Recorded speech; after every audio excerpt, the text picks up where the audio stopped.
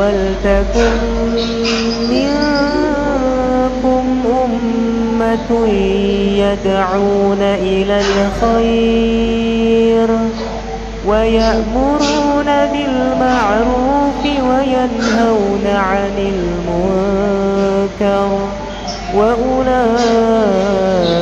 هم المفلحون. Assalamualaikum warahmatullahi wabarakatuh. Alhamdulillahirabbil alamin. Salatu wassalamu ala Rasulillah Muhammadin abdillah.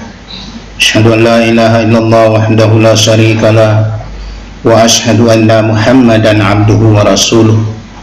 Allahumma shalli ala Muhammadin wa ala alihi wa ashabihi ajmain. Amma ba'd.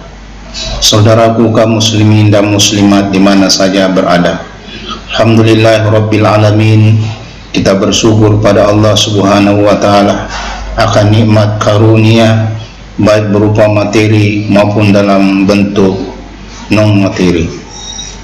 Salam dan salawat kepada Nabiullah Muhammad sallallahu alaihi wasallam, nabi yang senantiasa kita jadikan sebagai qudwah, sebagai contoh, sebagai suri tauladan dalam kehidupan kita. Pada kesempatan ini izinkan saya menyampaikan salah satu larangan Allah Subhanahu wa taala, yaitu jangan berlebih-lebihan dalam beramal. Saudaraku, syariat Islam bukan syariat yang ekstrim, tidak terlalu ke kanan dan tidak terlalu ke kiri. Akan tetapi syariat Islam mengajarkan kepada umat ini dalam melakukan amalan berada di tengah-tengah atau biasa disebut wasat. Hal ini disampaikan dalam surah Al-Baqarah ayat 143. Wa kadzalika ja'alnakum ummatan wasatan litakunu syuhada 'alan nas wa yakunur rasulu 'alaikum syahida. Dan demikian pula kami telah menjadikan kamu umat Islam, umat yang pertengahan dan pilihan, agar kamu menjadi saksi atas perbuatan manusia dan agar Rasul Muhammad menjadi saksi atas perbuatan kamu. Saudaraku, penerapan syariat Islam dalam sektor apapun tidak boleh berlebih-lebihan sampai melampaui batas kemampuan sebagai manusia biasa, seperti berpuasa terus menerus tiada henti, atau tidak mau menikah, atau salat sepanjang malam. Keinginan seperti ini pernah mau dilakukan oleh 3 orang sahabat Nabi, sebagaimana yang disampaikan oleh Aisyah radhiyallahu anha dalam suatu hadis dari Anas radhiyallahu anhu. Ia berkata, ada 3 orang yang mendatangi rumah istri Nabi sallallahu alaihi wasallam untuk bertanya tentang ibadah beliau. Lalu setelah mereka diberitahukan tentang ibadah beliau, mereka menganggap bahwa ibadah beliau itu sedikit sekali. Mereka berkata, kita ini tidak ada apa-apanya dibandingkan dengan Nabi sallallahu alaihi wasallam. Beliau telah diberikan ampunan atas semua dosa-dosanya, baik yang telah lewat maupun yang akan datang. Salah seorang dari mereka mengatakan, adapun saya, maka saya akan sholat malam selama-lamanya. Lalu orang yang lainnya menimpali, adapun saya, maka sungguh saya akan puasa terus menerus tanpa berbuka. Kemudian yang lain-lain berkata, sedangkan saya akan menjauhi wanita, saya tidak akan menikah selamanya. Kemudian Rasulullah SAW mendatangi mereka seraya bersabda, benarkah kalian yang telah berkata begini dan begitu? Demi Allah, sesungguhnya aku adalah orang yang paling takut kepada Allah dan paling takwa kepadanya di antara kalian. Akan tetapi aku berpuasa dan aku juga berbuka. Aku sholat malam dan aku juga tidur, dan aku juga menikahi wanita.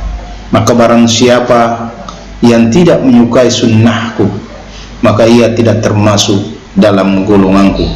Hadis ini diriwayatkan oleh Bukhari dan Muslim, Ahmad, An-Nasai, Al-Baihaqi, Ibnu Hibban, dan beberapa sanad yang lain dan beberapa perawi yang lain. Rasulullah SAW melarang umatnya mengamalkan suatu amalan atau ibadah yang melampaui batas sebagai manusia biasa, misalnya berpuasa terus menerus. Oleh karena kita bukan malaikat, manusia membutuhkan asupan makanan untuk hidup dengan baik. Sebaliknya jangan juga tidak puasa pada saat diperintahkan. Kita juga dilarang untuk tidak memberi hak kepada tubuh kita untuk istirahat dengan beribadah sepanjang waktu, siang dan malam. Begitu pula kita dilarang untuk membujang atau menjauhi wanita, oleh karena manusia diperintahkan oleh Allah dan Rasulnya untuk menikah, untuk meneruskan generasi. Bahkan orang-orang yang beramal semaunya, tidak mengikuti apa yang disunnahkan oleh Rasulullah SAW, tidak diakui sebagai umatnya, falaisa minni. Maka sekalipun mengurus agama ini diperintahkan oleh Allah Subhanahu wa Ta'ala, kan tetapi jangan melupakan perintah lain. Misalnya ada orang yang hanya berdakwah saja sampai meninggalkan keluarga berhari-hari, berbulan-bulan, bahkan bertahun lalu meninggalkan keluarga, kemudian menelantarkan mereka. Tidak ada yang mengurusnya dengan maksud menitipkan kepada Allah Subhanahu wa Ta'ala, biar Allah yang mengurusnya. Tentu ini bertentangan dengan perintah Allah Subhanahu wa Ta'ala. Sebab Rasulullah SAW sendiri berdakwah, akan tetapi beliau tidak meninggalkan keluarganya. Bahkan dalam perjalanan jauh atau perang saja, istrinya dibawa serta, sebagaimana yang diriwayatkan oleh Aisyah radhiyallahu anha. Ia berkata, Rasulullah SAW ketika hendak bepergian akan mengundi di antara istri-istrinya. Siapa pengundian yang keluar, maka beliau akan pergi bersamanya. Hadis riwayat Bukhari dan Muslim. Saudaraku, begitu pula jangan dengan alasan dakwah atau ibadah lalu tidak mencari nafkah untuk keluarga. Ingat bahwa Rasulullah SAW dan sahabat adalah para pedagang yang ulung. Bahkan menurut sejarah Islam sampai ke negeri ini, Islam sampai ke negeri ini karena dibawa oleh para pedagang. Mereka menyiarkan Islam sambil berdagang. Hal ini diakui para ahli sejarah bahwa pengaruh Islam telah masuk ke Nusantara sekitar abad ke-7, dibawa langsung oleh para al-mujahid pedagang Arab dengan misi khusus penyebaran agama Islam. Hal ini dapat dibuktikan karena adanya pemukiman Muslim atau Islam pada tahun 674 di Baros. Saudaraku, Allah Subhanahu wa Ta'ala memerintahkan kepada kita untuk melakukan amalan dalam rangka mengejar kehidupan akhirat. Akan tetapi urusan kehidupan dunia jangan ditinggalkan. Sekali lagi, kita bukan malaikat. Manusia membutuhkan makanan, pakaian, dan keperluan lain untuk dapat melaksanakan ibadah. Allah sudah mengingatkan hal ini dalam Al-Quran, surah Al-Qasas ayat 77.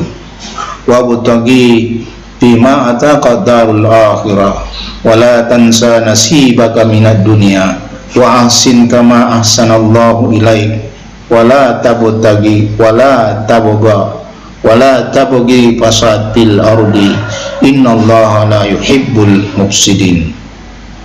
Artinya, dan carilah apa yang telah dianugerahkan Allah kepadamu, yaitu kebahagiaan negeri akhirat, dan jangan kamu melupakan bahagiamu dari kenikmatan dunia, dan berbuat baiklah kepada orang lain sebagaimana Allah telah berbuat baik kepadamu, dan janganlah kamu berbuat kerusakan di muka bumi. Sungguhnya Allah tidak menyukai orang-orang yang berbuat kerusakan. Surah Al-Qasas ayat 77. Saudaraku, ayat ini jelas memerintahkan kepada umat Islam agar jangan hanya mengejar negeri akhirat, lalu melupakan kehidupan dunia. Kita boleh suhud untuk dunia, akan tetapi tidak boleh kita meninggalkan apa yang telah Allah siapkan untuk kehidupan kita di dunia ini. Maka saudaraku, jangan karena alasan ibadah lalu kemudian kita meninggalkan kehidupan yang lain. Jangan karena alasan dakwah lalu kita meninggalkan bengkalai di dalam keluarga kita. Semoga bermanfaat. Nasrun minallah wa fathul qarib. Jika ada kebenaran datangnya dari Allah, dan jika ada kesalahan datangnya dari saya pribadi, mohon maaf atas segala kekurangan. Nasrun minallah fathul qarib wa basyiril mu'minin. Wassalamualaikum warahmatullahi wabarakatuh.